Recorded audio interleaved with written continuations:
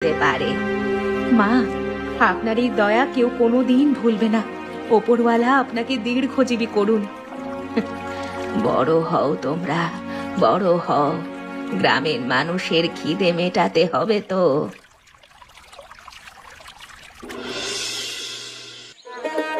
এই নেন, 5 টাকা দিলাম, কিন্তু ওজন তো 1 কিলোর বেশি দেখছি না।